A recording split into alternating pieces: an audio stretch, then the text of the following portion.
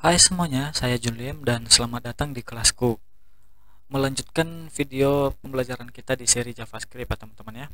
Di video kali ini kita akan coba belajar bagaimana mengoutputkan sesuatu di halaman browser kita menggunakan si JavaScript ini teman-teman. Nah, sebelum kita masuk ke bagaimana menampilkan sesuatu atau output pada JavaScript, terlebih dahulu kita harus tahu ya teman-teman, output itu apa sih. Nah, sebelumnya mari kita samakan dulu pemahaman kita tentang si output itu ya teman-teman ya. Jadi di sini kita sendiri bisa maksud saya di sini kita bisa simpulkan bahwa output itu sendiri merupakan informasi yang dihasilkan setelah dilakukannya proses atau tampilan program yang biasanya kita gunakan untuk memperlihatkan hasil akhir daripada coding atau program yang telah kita buat itu ya teman-teman ya. Nah, di JavaScript sendiri itu teman-teman, di sini kita akan belajar 4 cara ya teman-teman, bagaimana menampilkan output di JavaScript atau di halaman HTML kita teman-teman. Di sini terlebih dahulu saya akan buat catatan ya teman-teman, biar nanti saya tidak lupa untuk menjelaskannya. Yang pertama itu ada yang namanya document.write. Saya yakin teman-teman yang mengikuti video ini dari awal atau dari video sebelumnya pasti sudah tahu atau tidak asing lagi dengan yang namanya document.write ini ya teman-teman ya. Oke, kita lanjut. Yang kedua itu nanti ada yang namanya apa ya, inner HTML teman-teman. Kemudian lanjut lagi apa namanya itu, saya lupa, window alert. Nah, yang keempat itu ada yang namanya console log gini teman-teman. Oke, jadi di sini kita akan belajar 4 teknik untuk menampilkan output di JavaScript ya teman-teman ya. Nah, yang pertama itu si dokumen write yang ini teman-teman, yang saya blok ini ya. Oke, dokumen, jadi penulisannya seperti ini teman-teman ya, dokumen titik ya teman-teman ya, titik dot write teman-teman write ya, kemudian diikuti dengan tutup dan buka dan tutup kurung ya teman-teman. Nah, apa saja yang ingin kita outputkan ke browser teman-teman, kita harus menuliskannya atau memasukkannya di dalam buka dan tutup kurung ini teman-teman. Tentu saja di sini kita bisa mengoutputkan string, integer juga bisa teman-teman. Tentu kedepannya bukan hanya itu aja sih nanti. Jadi untuk di video pertama ini kita tampilkan string aja dulu ya teman-teman. Nah, kalau ingin teman-teman menampilkan string itu harus di-update atau dibungkus dengan tanda kutip ya teman-teman ya. Bisa kutip 1 atau kutip 2 teman-teman. Misal di sini saya menggunakan kutip 1 ya teman-teman ya. Ini adalah output dari document.write. Nah, begini aja teman-teman. Teman-teman bisa simpan ya, save dulu file HTML-nya, save, kemudian kembali ke browser ya teman-teman ya, di refresh teman-teman. Nah, tampil ya teman-teman ya. Nah, jadi kita bisa menggunakan si dokumen write ini untuk menampilkan sesuatu di halaman browser kita atau di halaman HTML kita itu sendiri teman-teman.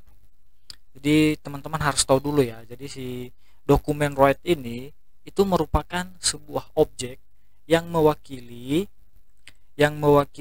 dokumen HTML itu sendiri teman-teman, di mana di dalamnya terdapat fungsi write ya, ini teman-teman ya, fungsi write ya. Nah, yang berfungsi sebagai output atau untuk menulis dalam suatu dokumen HTML itu sendiri teman-teman. Nah, tentu dalam hal ini kita juga bisa menampilkan langsung tag HTML-nya teman-teman, menyisipkan tag HTML-nya di dalam write ini teman-teman. Misalnya di sini saya menggunakan tag H1 misalnya. H1 tutup, kemudian penutup tagnya di sini saya buat H1. Oke, save, kemudian kembali ke browser. Waduh, kenapa tidak tampil ya teman-teman?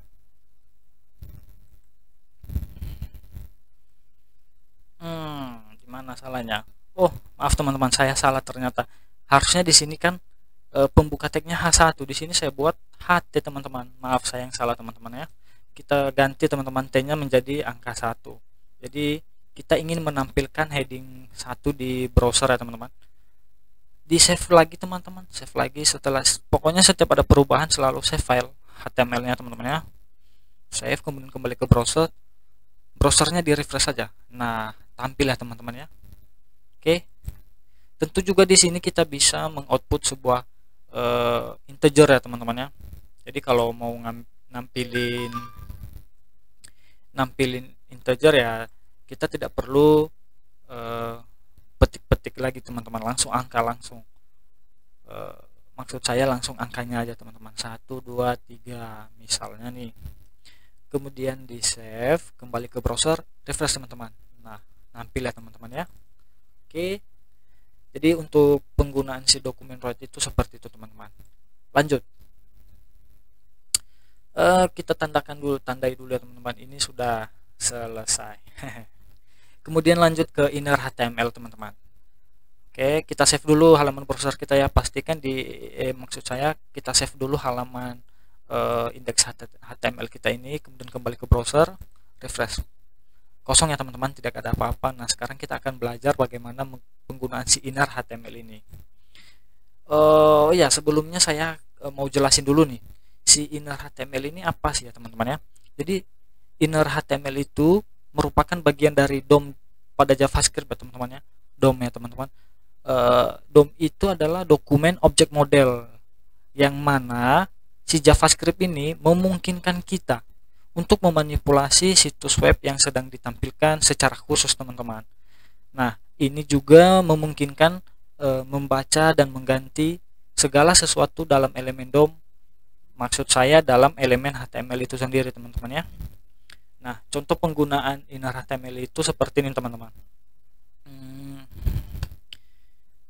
Di bawah body misalnya kita buat sebuah div dengan ID paragraf ya teman-teman. Nah, di sini ID paragraf ini kita buat misalnya isinya ini adalah teks paragraf.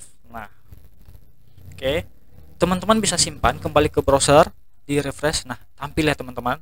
Nah, seperti yang saya bilang tadi, dengan menggunakan inner HTML ini, JavaScript itu memungkinkan kita untuk mengubah nilai daripada ID si paragraf ini, yaitu ini adalah teks paragraf ini teman-teman. Jadi penggunaannya seperti ini teman-teman ya. Kita seleksi dulu, kita ambil ID paragraf ini teman-teman. Teman-teman bisa ketikkan seperti ini, dokumen titik get element by ID teman-teman. Kemudian buka tutup kurung, petik-petik, kemudian ID, karena kita menggunakan ID berarti ID-nya adalah paragraf ya teman-teman ya. Kita masukkan di sini ID-nya. Oke. Nah, sekarang baru kita masukkan inner HTML ini. Penulisannya seperti ini teman-teman ya. Titik inner HTML. Jadi HTML-nya itu huruf besar ya teman-teman, atau huruf kapital teman-teman. Kemudian sama dengan baru kita masukkan isi yang ingin kita output atau kita manipulasi daripada si ID paragraf ini teman-teman. Misalnya kita buat string aja teman-teman, misalnya ini adalah teks dari inner HTML. Save ya teman-teman ya. Kemudian kembali ke browser. Nah, berubah ya teman-teman ya. Nah, jadi dengan inner HTML ini si JavaScript itu memungkinkan kita untuk mengubah atau memanipulasi halaman HTML kita teman-teman. Nah, mungkin teman-teman bertanya, ini apa sih? Ini apa kok? Ada apa maksud daripada get element by ID ini? Jadi ini adalah merupakan selektor di JavaScript ya teman-teman ya. Untuk video kali ini teman-teman ikutin aja dulu. Nanti di video selanjutnya kita akan belajar selektor-selektor di JavaScript itu sendiri teman-teman. Bagaimana kita mengambil atau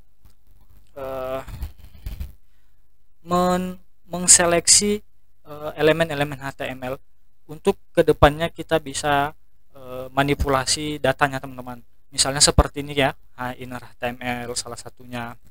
Jadi dengan inner HTML ini kita bisa mengubah nilai daripada si ID paragraf ini teman-teman.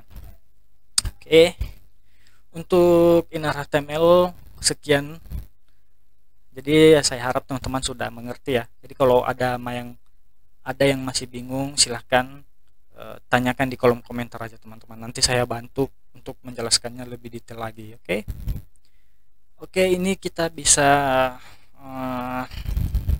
komentarkan ya teman-teman.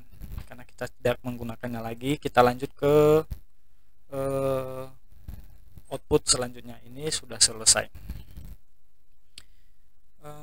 Nah, sekarang kita ke bagian alert. Nah, jadi sebelum kita menuliskan script alert ini, saya mau jelasin dulu window alert itu apa sih ya teman-teman ya, dan fungsinya itu apa sih. Jadi si window alert ini atau fungsi alert ini teman-teman adalah salah satu cara untuk menampilkan output juga ke dalam halaman HTML atau browser kita teman-teman. Oke, jadi si window alert ini itu merupakan sebuah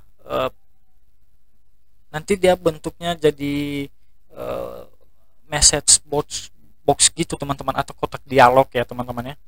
Jadi dia nanti menampilkan dialog, misalnya kita memberikan peringatan atau pesan teman-teman. Oke, langsung saja kita praktek teman-teman bagaimana cara menggunakan si window alert ini. Jadi teman-teman bisa ngetik window ya teman-teman, kemudian titik alert. Nah, begini teman-teman.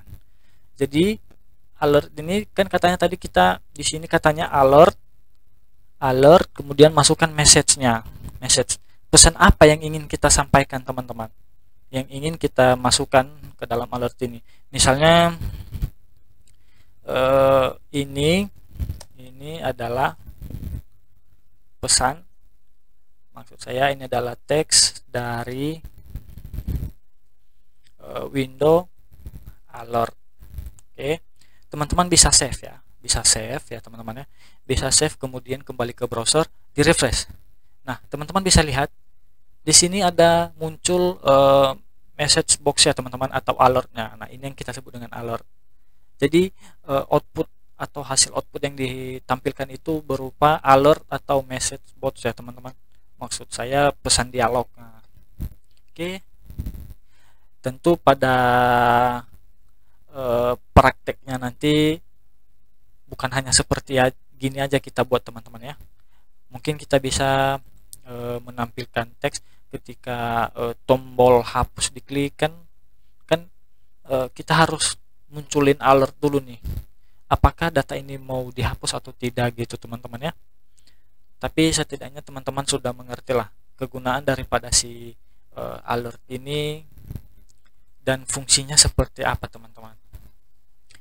Di alert ini juga kita bisa menulisnya seperti teman-teman, jadi tidak perlu harus menggunakan window. Oke, kita coba ya teman-teman ya, save, kemudian kembali ke browser, refresh teman-teman. Nah, ini muncul ya, ini adalah teks daripada si window alertnya teman-teman. Oke, nah kita juga bisa menggunakan seperti ini tadi, window, atau tidak usah alert, seperti ini juga bisa teman-teman. Nah, sudah selesai untuk bagian alertnya teman-teman. Kita tandai dulu ya, selesai. Oke, nah sekarang si console log. Si console log ini sendiri merupakan sebuah fungsi untuk menampilkan teks ke dalam konsol si JavaScript itu sendiri teman-teman. Jadi biasanya si console log ini berfungsi untuk debugging yang memungkinkan kita menampilkan pesan error JavaScript dalam konsol teman-teman. Nah, kalau kita bekerja dengan JavaScript teman-teman, kita tidak bisa terlepas dari yang namanya console log ya teman-teman ya. Maksud saya itu. Nah, untuk menampilkan console log di browser, teman-teman bisa klik kanan aja halaman browsernya, kemudian pilih ini teman-teman. Kalau di Google Chrome itu ada yang paling terakhir kan ada yang namanya inspect teman-teman. Klik aja inspectnya teman-teman ya, klik. Nanti akan ada yang muncul, kemudian masuk ke halaman konsol ini teman-teman. Jadi kalau ini saya perbesar, ini ada elemen konsol source. Nah, kita masuk ke konsol ini teman-teman. Nah, jadi biasanya kalau kita bekerja dengan JavaScript itu, si console log ini adalah tempat di mana kita debugging program itu sendiri teman-teman ya. Nanti kalau program JavaScript kita ada atau terjadi error, itu biasanya pesan errornya itu ditampilkan di sini di console log ini teman-teman. Nah, jadi untuk menampilkan pesan atau mengoutputkan sesuatu di console log ini, kita bisa menggunakan console log itu sendiri teman-teman. Jadi penulisannya seperti ini, console log, console titik log teman-teman ya. Kemudian buka tutup kurung lagi teman-teman. Nah, pesan apa yang ingin kita sampaikan atau kita output atau kita keluarkan di console log ini. Misalnya saya buat ini lagi teman-teman. Ini adalah teks dari console log. Oke, teman-teman save ya, teman-teman save script HTML-nya, kemudian kembali ke browser, refresh teman-teman. Nah, teman-teman bisa lihat, jadi teks yang kita sisipkan di dalam console log itu akan nampil di halaman konsol daripada si browser kita ini teman-teman. Jadi dia tidak menampilkan di halaman webnya langsung, tapi di dalam konsol. Oke. Nah, kita juga bisa bermain-main sedikit dengan console log ini teman-teman. Jadi kita bisa memanipulasi langsung di halaman konsolnya ini seperti ini teman-teman ya. Console log teman-teman. Oke. Di sini ini adalah teks console log dari browser. Kemudian enter aja teman-teman. Nah, akan tampil ya teman-teman ya. Nah, jadi di console log ini sebenarnya kita bisa bermain-main JavaScript teman-teman. Misalnya kita ingin memanipulasi si halaman, maksud saya ingin memanipulasi teks ini teman-teman. Teks ini ya. Maunya kita ganti teksnya. Jadi bukan ini lagi teksnya nanti.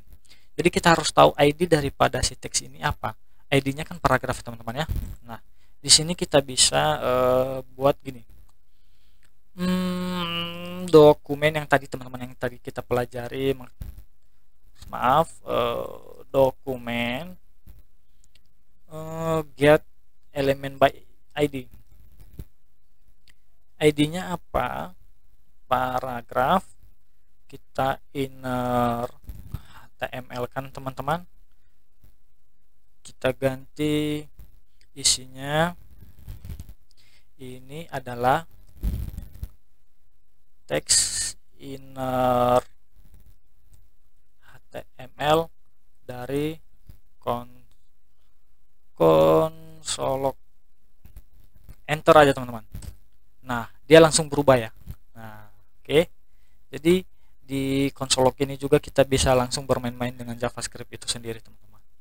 Nah, untuk console log saya rasa teman-teman sudah mengerti ya. Kalau masih belum paham ya, saya ulang lagi, tanyakan aja di bawah ya teman, kolom komentar yang ada di bawah video ini teman-teman.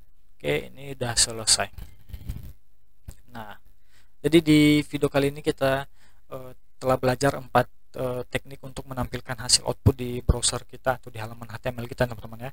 Yang pertama tadi dokumen write, inner HTML, yang kedua, yang ketiga alert, dan terakhir adalah console log. Oke. Nah, pada video selanjutnya nanti kita akan belajar lebih banyak lagi tentang JavaScript ya teman-teman ya. Jadi saya harap teman-teman tetap stay di kelasku. Mari kita belajar bersama-sama ya teman-teman ya. Sampai jumpa di video selanjutnya. Terima kasih.